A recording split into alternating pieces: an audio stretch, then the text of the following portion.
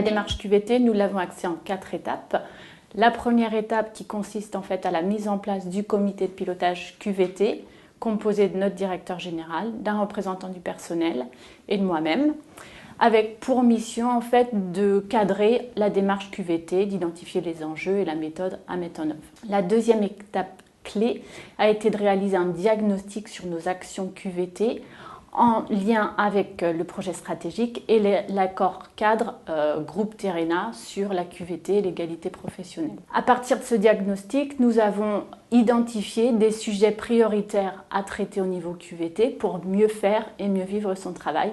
Tout cela en concertation avec nos représentants du personnel. La troisième étape a été en fait de lancer les expérimentations QVT. Donc on a lancé 2 chantiers. Un premier chantier sur le dispositif d'amélioration des entretiens de progrès et un deuxième qui consiste à sensibiliser et impliquer nos managers sur la démarche QVT. Et enfin, la 4e étape, au vu des expérimentations, faire vivre le travail qui a été produit.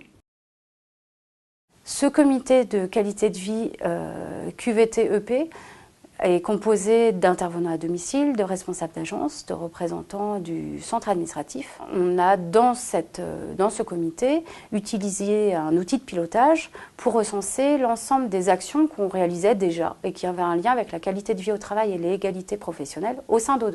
On l'a décliné à travers un accord de méthode qu'on a signé ensemble afin de poser les choses. Ça nous a permis d'abord de faire un diagnostic et ensuite un plan d'expérimentation. Ce plan d'expérimentation, on l'a fait sur un périmètre restreint.